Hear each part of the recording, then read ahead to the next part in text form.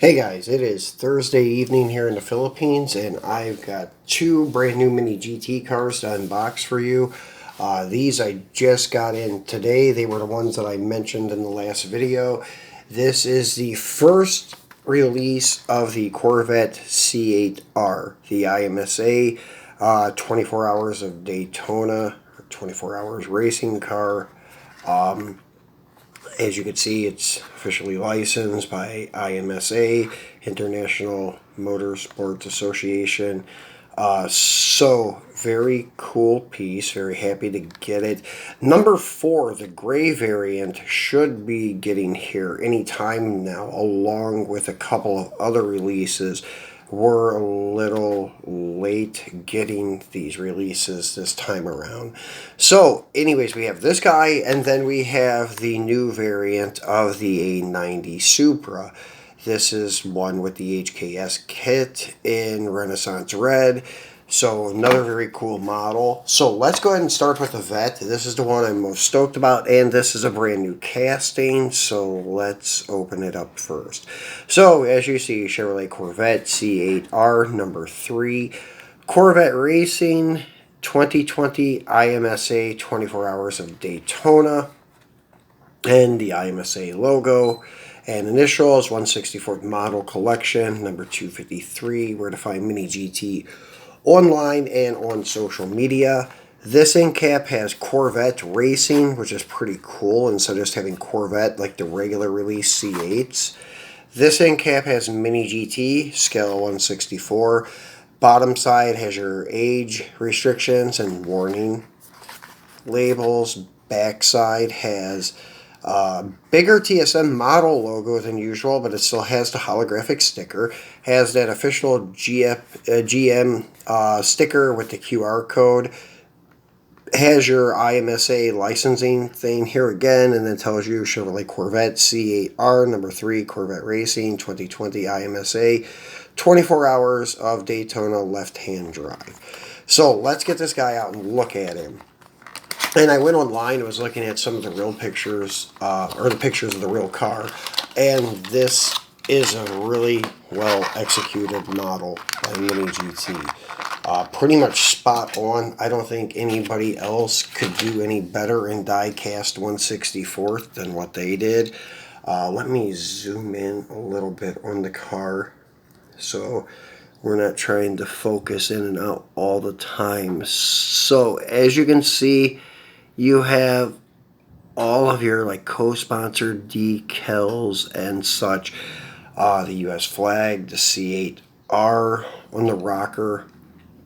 And then you can see how the body or the chassis actually is wider than your standard release and such. And then the rear air splitter, diffuser, whatever you'd like to call it, and such. Very nicely done. Wheels are well done with the center lug, which is pretty cool. Then you can see the windshield is done up like the Lexan with the rivets in it and the support bars. You can also look inside, and I think you can see parts of the roll cage if you look closely through the window, which is really sweet. Now, the engine cover on this one in particular is very dark. It's smoked compared to the stock ones. The stock ones is a little more transparent. You can see the intake of the LS style motor. So headlights are a little bit smoked on this one too compared to the regular release. Even down to the IMSA logo on the front header panel, as you can see there. Mobile 1, US flag again, number 3, and all the co-sponsors, even on these front vents, are little logos that I cannot even begin to read. Corvette banner sticker, and then the roof tampo is really sweet. It gives you the drivers' names and where they are from with their country flag. Then it has the Corvette logo with the gray and the Chevy bow tie back here. Then the gray one is like total flip-flop. Like the main color is gray, and then this logo on top would be yellow, your racing stripe with the kind of, I guess, integrated Corvette logo into the racing stripes, which is really cool. Nicely done. So once again, you got your co-sponsor stickers over here. The canard spoilers, wings, whatever you want to call them, on the front fenders. Red acrylic taillight lenses with the number 3 on the rear valence. So very, very nicely done. Yeah, I'm very pleased with this car. Mirrors are rubber, and they are very durable, surprisingly. And I think they're much bigger than the factory one. I will have to get one of those out, and we'll take a look at maybe both of them side by side at a later date.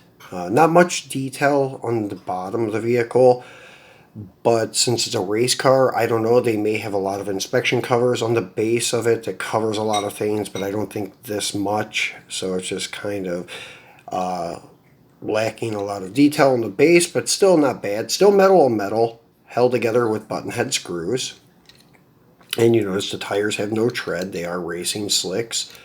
So once again, very, very nice piece. So one day we'll bring out the regular C8 and take a look at it with this one next to it, just to pick out the differences and the mods that they do on the C8R compared to the regular C8. So next is the HKS Toyota GR Supra in Renaissance Red. And this one is available in left hand and right hand. I opted for the left hand. And on top, you have collector number 265.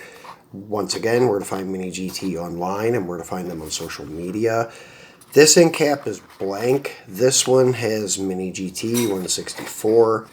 Bottom side has your age restrictions and warnings about choking hazards and such. Back side has your TSM holographic sticker and another big logo for TSM model family. Mini GT is a part of TSM model family and blah blah blah. HKS Toyota GR Supra Renaissance Red LHD left hand drive, and then all of your other licensing stuff. So let's get him out and take a look at him. This one I like because it's a little bit conservative. It doesn't have a lot of sponsorship decals all over it. Pretty, as I said, conservative. And it's really, really tightly lodged into that plastic tray. Wow. So, here we go. And didn't zoom out on the Corvette, so we're still zoomed in. So you can see all of these Advan and Bride, HKS, and such stickers. And then the GT sticker on the rocker panel. You have your carbon quarter panel spoilers to kind of throw the air up onto the rear wing. And it's a rear mount wing, still carries the factory ducktail style spoiler. Looks good with the white 5 spokes on the red paint. And it has very durable rubber mirrors, as you can see. No real banner sticker. It does have a like sunshade, I would call it, but there's no like logo. And then nothing on the back window except for your like rear window defroster, defogger, whatever you'd like to call it. But once again, I think they're a little bit heavy on the lines. It just looks really thick for the lines on the car, on their rear window defoggers on most of them. So anyways, acrylic headlight lenses, and nice job with the Toyota emblem on the front header.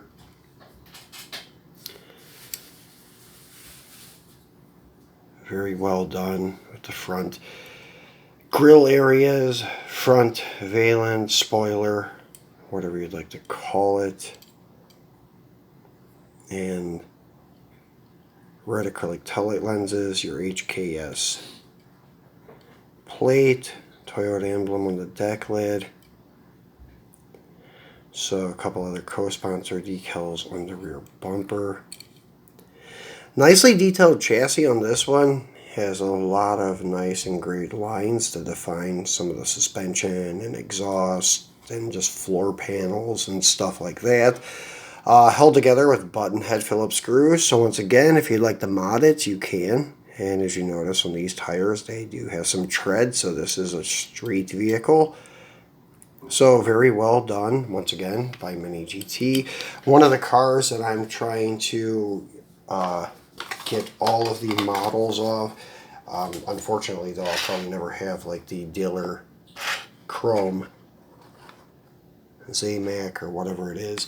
One, because, well, I'm not a dealer, so I'm not going to get that one unless you want to pay like $1,000 for it. So I will always be lacking that one.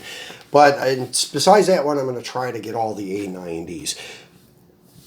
Same thing with the C8. I got all the regular ones so far, so I might as well just carry on with it and continue getting all the C8Rs and the C8s, because I do, I don't know a lot about the 24 hours races like in Daytona, but I do know a little bit more about that than like the European stuff and the Japanese stuff. So this is one racing series I can relate with, so I will probably try to get most of these.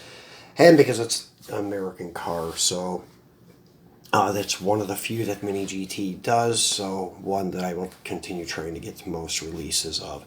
So guys, this is what we have for today. Not much, not a very long, intense video. This weekend we will be back. I think I will do the comparison video as I promised with last weekend, that we are going to take a look at Time Micro versus Mini GT with their Liberty Walk GTR R35 with the Silhouette Works kit. So we're going to take a look at them side by side and just kind of point out the pros and cons of both, and then who did it better. We'll take a look at them this weekend. So be sure to tune back in for that. And then I left an icon here on the left for an unboxing video of Mini GT once again. So you guys can check it out from probably a couple months back. So if you haven't seen some of the latest releases this year, check out this video that I left the icon for here. And then on the right, I left an icon here for you to subscribe. So if you have not done so, please do that. Give me a thumbs up. Share the video and enjoy the end of your week, guys. I will be back this weekend with the comparison video. Thanks for watching.